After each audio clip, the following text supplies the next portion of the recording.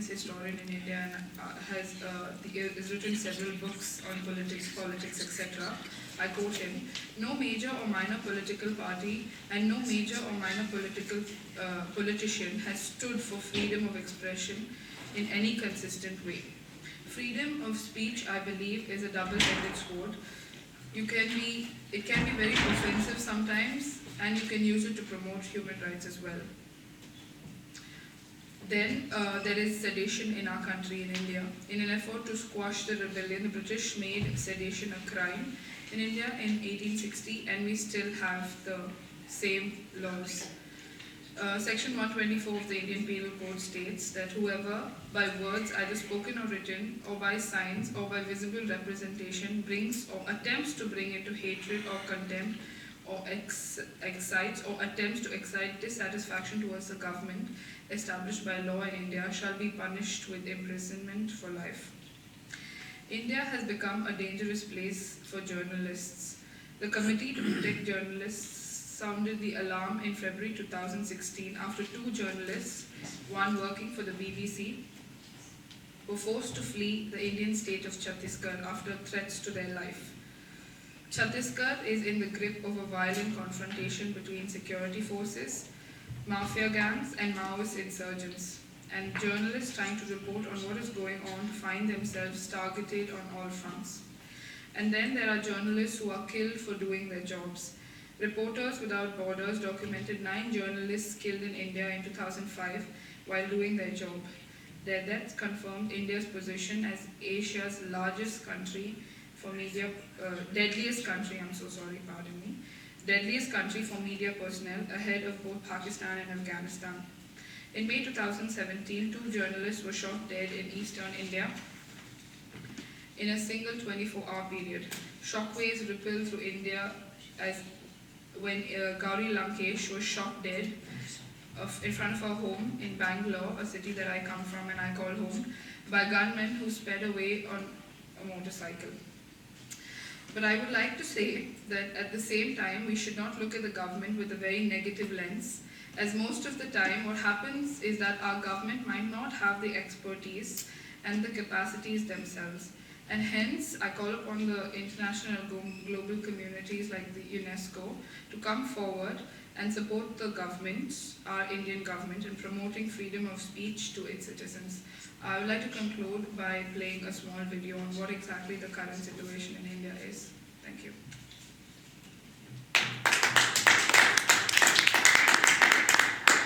The government gives us the freedom of speech. The Constitution has given all of us the freedom of speech.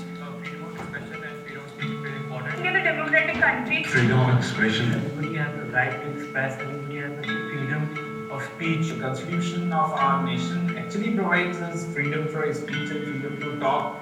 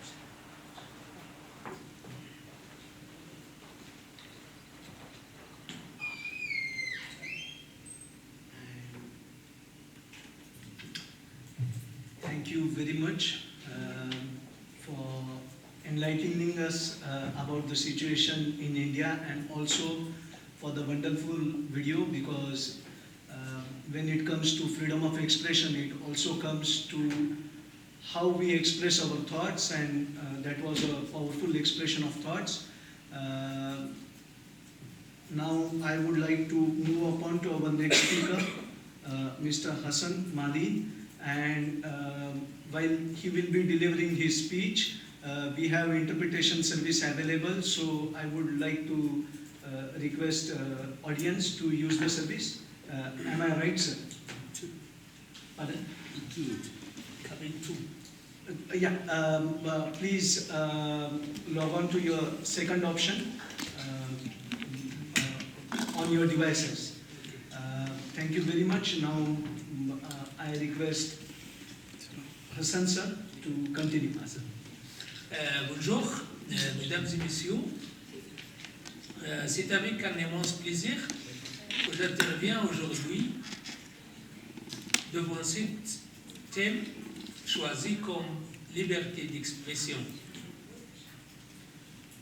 Le choix de liberté d'expression reflète une préoccupation commune. Number three. Okay. Number three.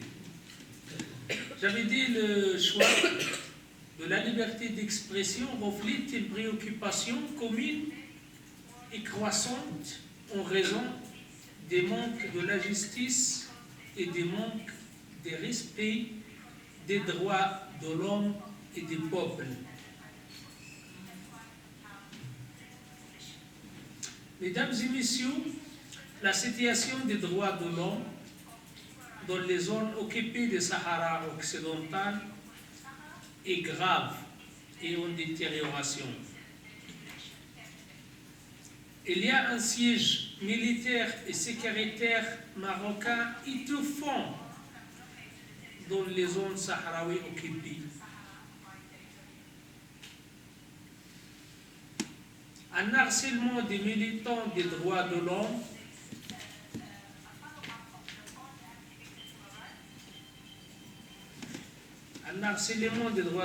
j'ai dit,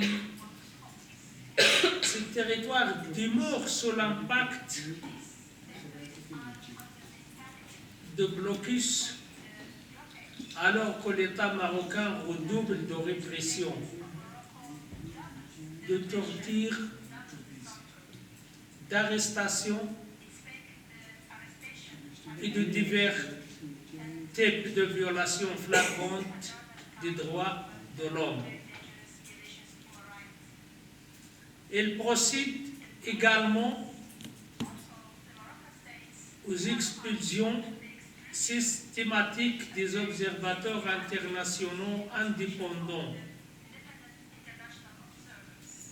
L'expulsion systématique des observateurs internationaux indépendants, de sorte que la puissance occupante puisse procéder à ces violations flagrantes des droits de l'homme et son pillage intensif des ressources naturelles sahraouies,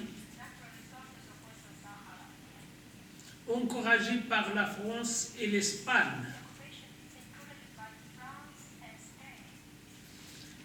Deux pays qui accordent des accords et des contrats à des entreprises qui violent le droit international et la décision de l'accord européen elle-même. Elle encourage ainsi l'État marocain dans son rébellion contre la commune internationale et le droit international. Parler de la liberté d'expression est relative parce que chez nous, au Sahara occidental, un territoire non autonome un territoire occupé militairement par le royaume du Maroc. Alors on n'applique pas les mêmes normes qu'on donne tout le monde.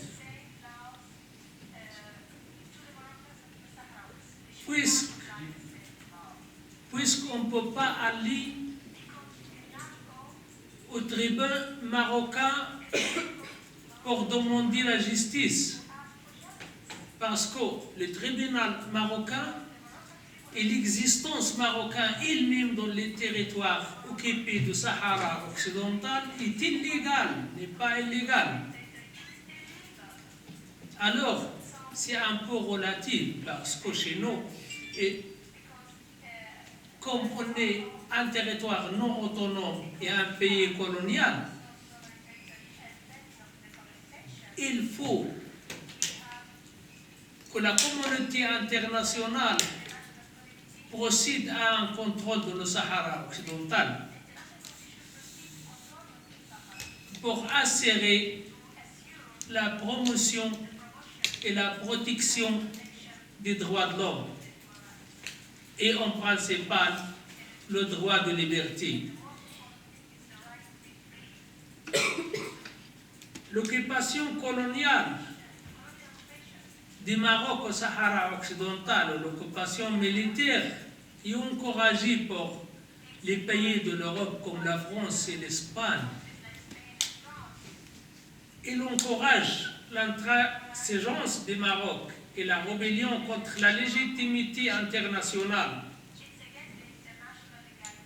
couplée des campagnes de répression brutale et de détention injuste des civils sahraouis. Tout juste pour avoir réclamé l'application de la charte de résolution des Nations Unies. Pour un pays n'ayant pas encore exercé le droit à l'autodétermination.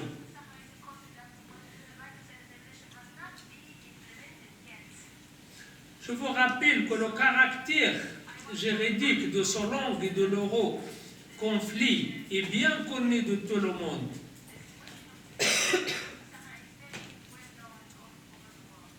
En effet, le conflit du Sahara occidental est à l'agenda des Nations Unies depuis 1963. En tant que territoire non autonome, qui doit trouver sa résolution à travers de l'application 1514 de l'Assemblée générale portant sur la déclaration sur l'octroi de l'indépendance aux pays et aux peuples coloniaux.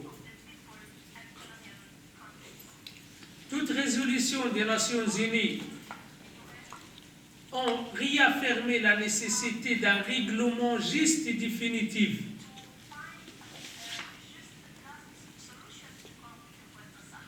assurant l'autodétermination des peuples du Sahara occidental. Cette position a été confirmée pour l'avis consultatif de l'accord international de justice en octobre 1974 et par des arrêts de l'accord européen de justice dernièrement, c'est-à-dire en 2018 et en 2017. Donc, ce serait une honte pour les Nations Unies et pour la communauté internationale en général de tarder à prendre des mesures concrètes et des sanctions contre le Maroc pour que la communauté internationale, pourquoi elle a tardé à prendre des mesures concrètes et des sanctions nécessaires contre l'État marocain. On veut d'accélérer l'application de la légitimité internationale, en particulier permettre à la MINURSO dans les plus brefs délais d'accomplir sa mission. La MINURSO, je vous rappelle, est la Commission des Nations Unies dans le Sahara occidental pour faire l'autodétermination, pour organiser l'autodétermination des peuples sahraouis pour le biais d'un référendum. Il était inclus au Sahara en 1991 pour faire l'autodétermination en quelques mois. Et là, on est pour 24 ans en attendant qu'il arrive ça. Il n'a jamais arrivé. Pour les pays qui pratiquent le veto et les obstacles contre la légitimité internationale. Nous avons toujours des militants sahraouis et des défenseurs de droits de l'homme dans les prisons marocains avec des jugements qui n'est pas du tout équitable, puisque le tribunal qui les juge aussi n'est pas légal, parce que l'existence de toutes les administrations du Maroc dans le Sahara occidental n'est pas légale. En 1975, lorsque le Maroc a annexé le Sahara occidental militairement et par la force, le Conseil de sécurité a demandé au Maroc de se retirer du Sahara occidental. Et aujourd'hui, il y a 43 ans, elle n'a pas encore appliqué la volonté de la communauté internationale et la légalité des droits internationaux. Donc, pour toutes les personnes qu'on croit à la légalité et aux normes des droits internationaux, l'histoire de ce conflit est décourageante et on est d'ici. Merci pour votre attention.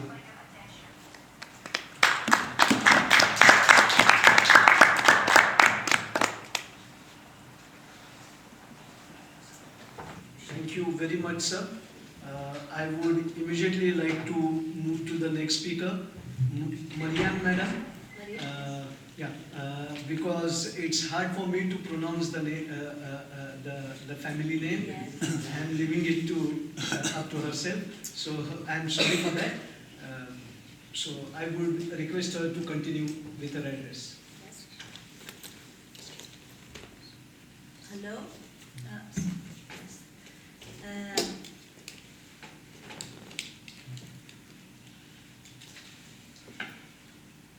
Hello, my name is Maryame Hamdi Elbu. I am from the occupied territories.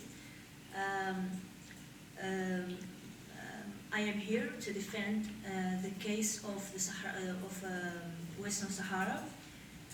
Western Sahara is a non-self-governing territory that is military occupied by Morocco. Morocco annexed the Western Sahara to his lands and considered Western Sahara as a part of his land. So now Morocco considered us as if we are Moroccan settlers and not as being occupied by him. So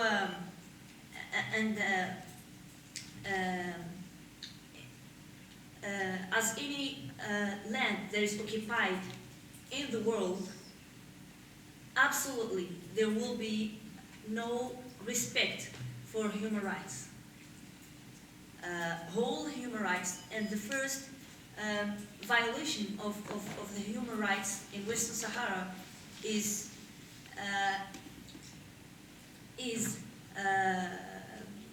the freedom is the violation of freedom of expression.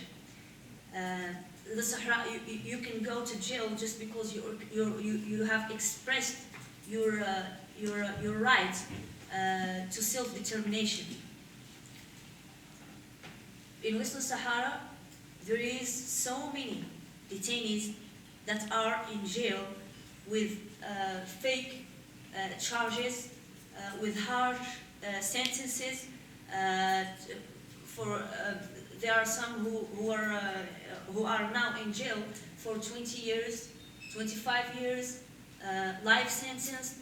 So there are very harsh sentences for people who tried or who tried to speak up and show their desire to be free and to get their independence. Western Sahara is separated into two zones. I am from the occupied territories, and this woman is from the refugee camps. Morocco invaded Western Sahara in 1975 and killed people, put people in jail. He tried to remove the Sahrawis from this planet. When I say remove these people from this planet, I really mean it. There are many people who are who are now disappeared and being killed without knowing the destiny of how they were killed or where or when. You can't ever ask about that. So after 1975, Morocco built a wall that separates the liberated zones from the occupied territories that under the Moroccan control. So. And that also is considered as a violation to the right of the Sahrawis. So, as I said, Morocco imposes a media blockade that no one outside Western Sahara or the world, he wants that his crimes and his violation won't never be exposed to people outside. So the territory is closed. Yes, to the international observers. As I said before, there is media blockade. The territory is closed to international observers, to foreigners who want to visit, who show solidarity with the Sahrawis. There was a delegation in the last few days here in the UN that is from many young people from the occupied territories, from the diaspora, from the refugee camps. So I was hoping that you can meet these people who can share their stories with you. Their sad stories with you, but unfortunately they left. One of the delegation is my colleague, is my comrade from the occupied territories. She is now facing a trial because she was recording. She is a journalist because she was recording a video of a Sahrawi demonstration in Western Sahara in the street. So she is now facing a 2-year sentence just because she was recording a video in the street of a Sahrawi demonstration that was a peaceful demonstration where Sahrawis were peacefully demanding the right to self-determination. So time is short, but I will say that the Sahrawis won't ever dream of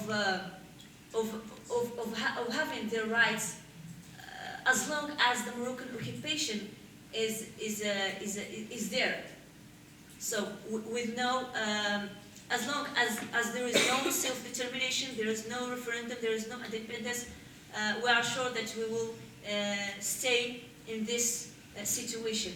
So the United Nations must send special reporters to the occupied territories to report about the human rights violations, but we hope that the UN do that in the future. Thank you.